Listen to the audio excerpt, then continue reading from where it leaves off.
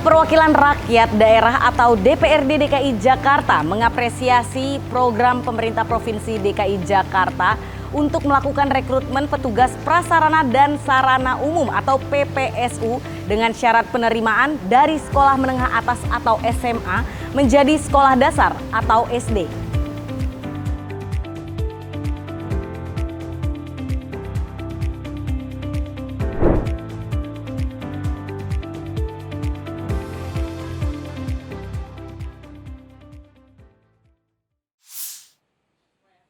Pemerintah Provinsi DKI Jakarta akan membuka lowongan pekerjaan untuk tenaga petugas prasarana dan sarana umum atau PPSU tingkat kelurahan.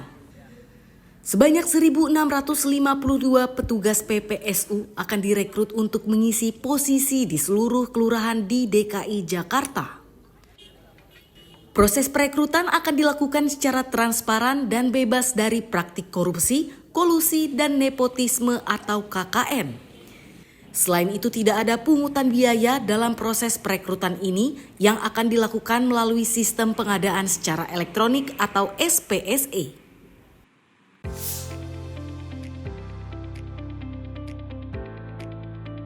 Ya, yang pertama tentunya saya menyambut baik adanya penambahan PPSU yang memang samping karena kebutuhan, karena ada beberapa wilayah PPSU ini ada yang berhalangan tetap seperti meninggal, seperti juga ada karena faktor berhalangan tetap hingga akhirnya membutuhkan penambahan. Dengan ada yang penambahan ini tentunya bisa mengisi kekosongan-kekosongan untuk memaksimalkan tugas-tugas yang ada di wilayah masing-masing.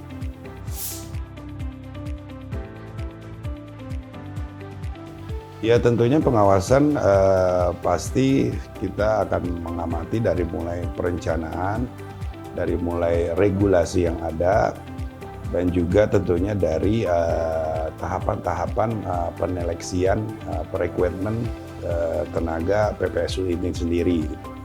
Apalagi Pak Gubernur ingin adanya perubahan yang tadinya status persyaratannya SMA menjadi SD.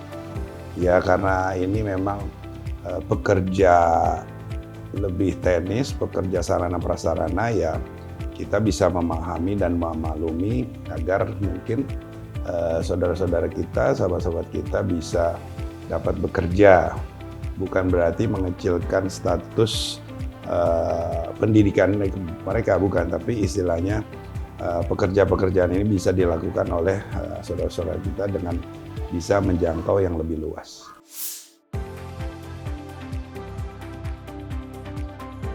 Sangat dibutuhkan karena PPSU itu walaupun pekerjaan teknis tapi itu ujung tombak. Apa yang dilakukan PPSU itu sebagai muka dari Jakarta mengenai kebersihan, kerapian, dan juga PPSU juga menangani masalah estetika kota. Karena kalau kotanya nggak bersih itu kan berdampak juga kepada estetika kota. Jadi saya melihat PPSU ini sebagai ujung tombak dari pemerintah daerah, garda yang di bawah cuman mempunyai nilai yang sangat strategis. Kalau dibina dengan baik, diberikan kesejahteraan dengan baik, saya yakin semangat motivasi mereka bekerja juga akan semakin rajin dan semakin giat.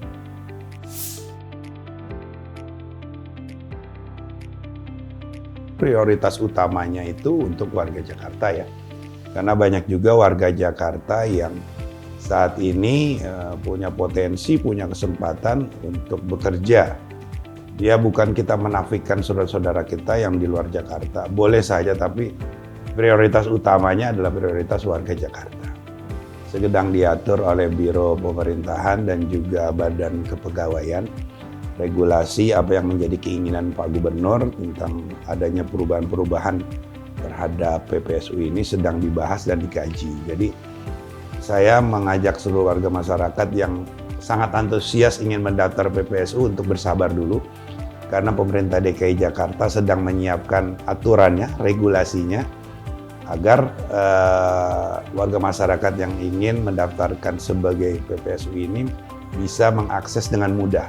Dan yang paling penting itu hati-hati, banyak hoax, banyak penipuan. Nah, itu kan yang terjadi hari ini, banyak orang datang ke balai kota, padahal info resmi dari pemerintah DKI Jakarta tidak seperti itu.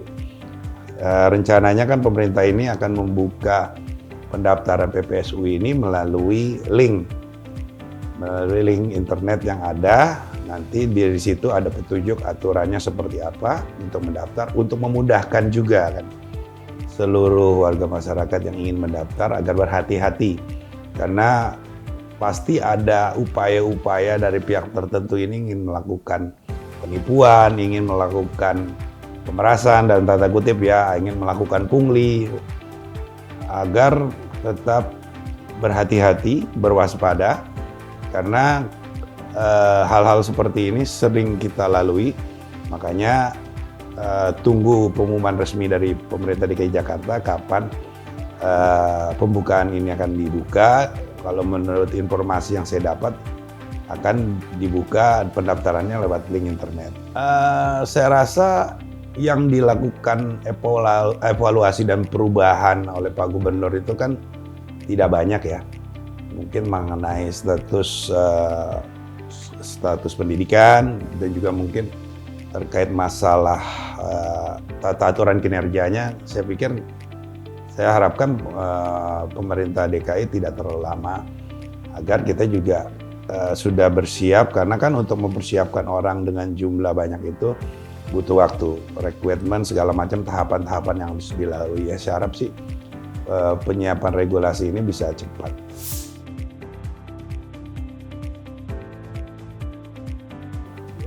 Ya, nanti mungkin saya akan berkoordinasi kalau di Dewan, mungkin dengan Sekretariat Dewan, apa hotline-nya atau nomor berapa untuk pengaduan masalah-masalah ini. Tentunya kita berkoordinasi dengan pihak pemerintah daerah dalam ini Biro Pemerintahan dan Biro dan Badan Kepegawaian. Kita bersinergi sama-sama bagaimana mengantisipasi adanya upaya-upaya pemerasan, upaya penipuan, dan juga upaya-upaya intimidasi terhadap jalannya rekrutmen ini. Karena sebagai sebagai laporan dari masyarakat, partisipasi masyarakat kan perlu. Sekarang ini kan setiap orang melakukan rekrutmen atau pembukaan laporan tenaga kerja, pasti kan dibuka juga tanggapan masyarakatnya. Apa tanggapan masyarakat tentang si A, si B, si C, kan gitu kita bisa mengetahui. Mungkin saja ada track record-nya ketika di profiling, ketika di tracking, ada masalah-masalah masa lalu yang belum terselesaikan. Atau mungkin ada masalah-masalah yang pernah melakukan pidana atau pernah melakukan pelanggaran hukum. Nah, ini kan menjadi pertimbangan dan catatan juga ke depannya seperti apa.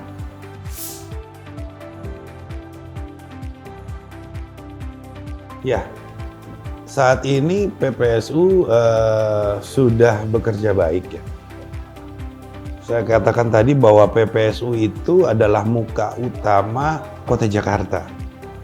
Karena kalau nggak bersih itu pasti yang disalahin PPSU.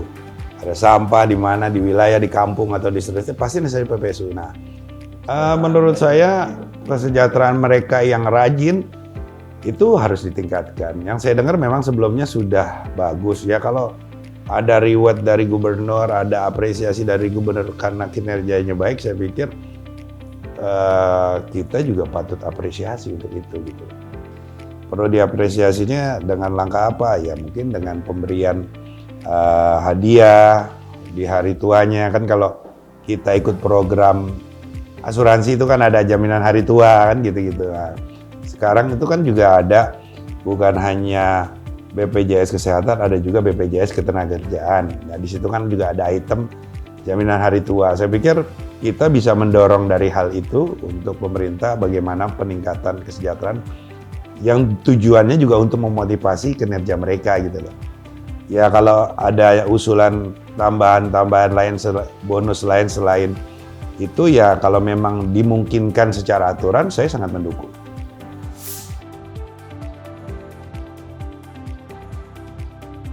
Ya tentunya harapan kami ya dengan direkrutnya tenaga PPSU ini tentunya bisa menyerap tenaga kerja warga Jakarta, ya, utamanya kan seperti itu.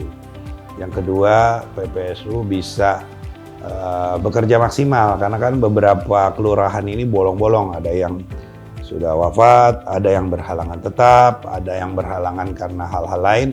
Ya tentunya di masing-masing kelurahan ini kadang ada yang kurang 2, yang kurang 1 kan gitu kan. Dengan dibukanya oleh Pak Gubernur ini perekrutan PPSU minimal bisa menutup kekurangan-kekurangan yang ada.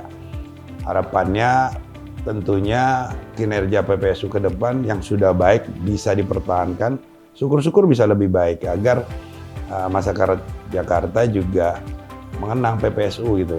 Kan kenang apa yang dikenang warga Jakarta tuh PPSU bisa melakukan hal-hal yang serba bisa. Nah, sekarang sudah ada yang nyaingin, damkar. Ada hal apa, dagil damkar. Nah, saya pengen PPSU juga bisa bersaing, ya kan?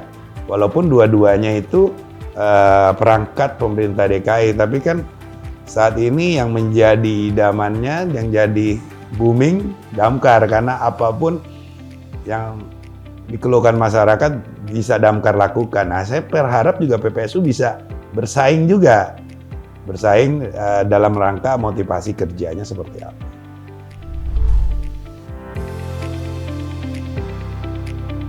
Demikian program Jurnal Kebon Sirih edisi April 2025. Sampai jumpa di program Jurnal Kebon Sirih edisi selanjutnya. Salam.